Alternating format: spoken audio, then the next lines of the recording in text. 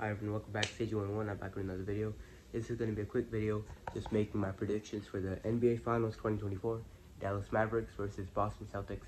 So we're going to go ahead and make the case for how both teams can win and then my actual prediction, who I think is going to win.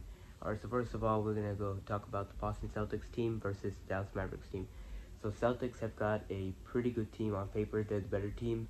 They have a better lineup than the Mavericks. They have a more deep lineup than the Mavericks. Boston Celtics have probably the best defensive backcourt in the NBA. Meanwhile, Dallas Mavericks have the best offensive backcourt in the NBA. A lot of people are saying best offensive backcourt in NBA history. We will see if that's true, if that's untrue. All that will be determined in the finals. So first of all, I think that the offense can overpower the defense, but the defense can also overpower the offense. It all depends on consistency and how the players are playing, who's in form. But I think that Mavericks, Luka Doncic and Kyrie Irving, two best offensive players in the league by far. I think that they have much better potential to beat the defenders and all than the defenders have of locking Luka and Kyrie and not letting them score much. Dallas Mavericks have been playing mostly consistent.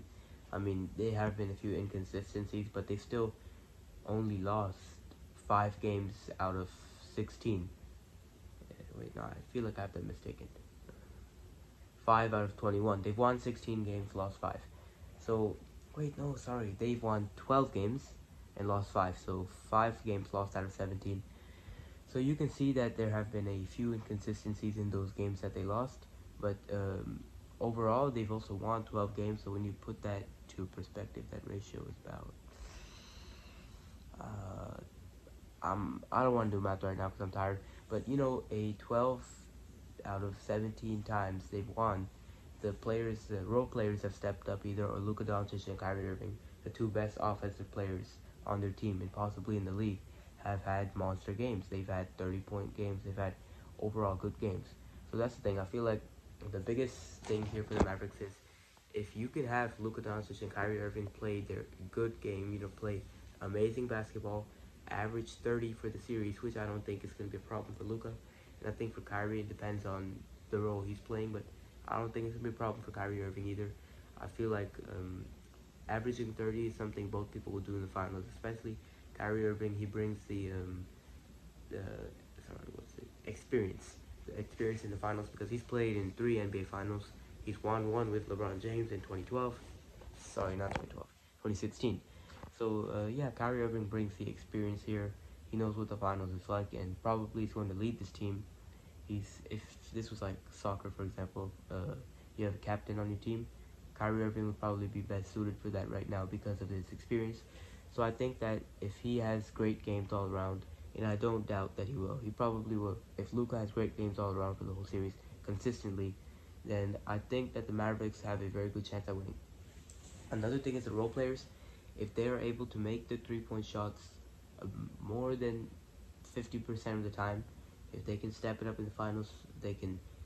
The role players are there, just the 3-and-D players. All right, if you can make 3-pointers, you can make the important shots, which they have. In PJ Washington, for example, he has been making the important shots all series long. Derrick Jones Jr. His defense is very well. His dunks are very good. If he can play, he can make the 3-ball. If he can play defense, I think that they are both fulfilling their job on the team. Then we have Daniel Gafford, who obviously is the presence in the paint. Derek Lively, another very big, important presence in the paint for us. He's a rookie. We lost 1 game that he didn't play against the Timberwolves. Every other game against them that he did play, we won that. And I'm saying we because I'm a Mavericks fan, so that's why.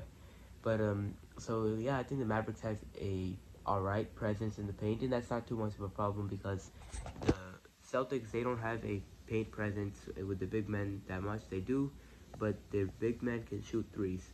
If we have perimeter defenders, if the big men on Mavericks can play perimeter defense on the big men at the Celtics, then I think they can go ahead and even this out. But the wild card here for the Celtics is, first of all, Jason Tatum and Jaylen Brown. They've been playing good for the entire playoffs consistently, but I feel like now a lot of people want to say they have a Mickey Mouse run. I think they would have won every single series either way. It just wouldn't have been that easy. Like maybe they wouldn't drop a game to the Heat. They drop 2. They might drop 3 games. Same thing with the who they face, Cavaliers. I think they would drop 2, maybe drop 1. But Pacers, every single game was close in the Pacers series. The Pacers at one point could have swept the Celtics. I just want to point that out. They could have swept. They could have won 4-0 and beat the finals right now.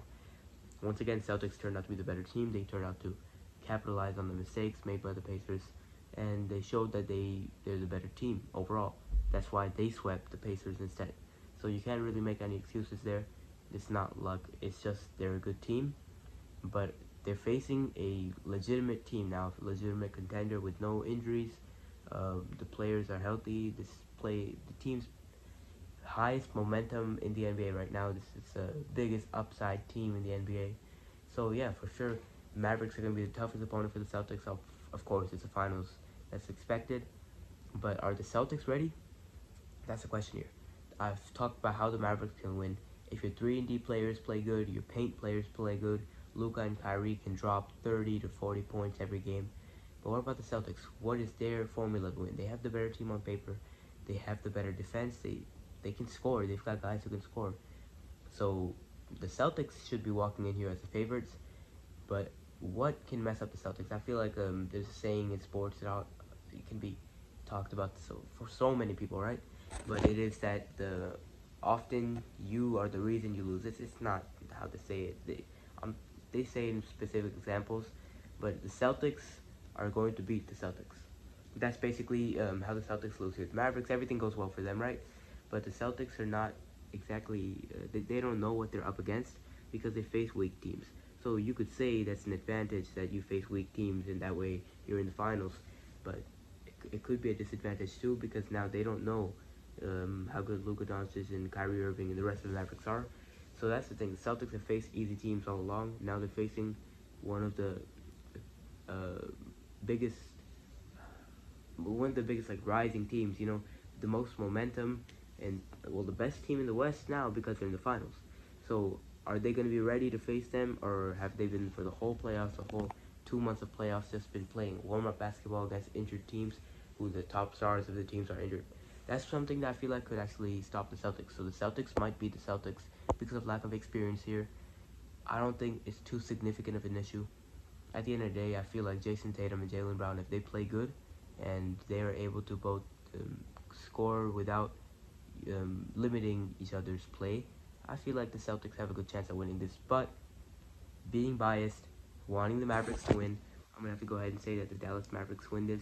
It's gonna be close for sure, but I want to say Mavericks win this in 6 because the Mavericks have been the underdog in every single series. All right, against the Clippers, they were underdogs seeding wise, and a lot of people said after game 1 it's over.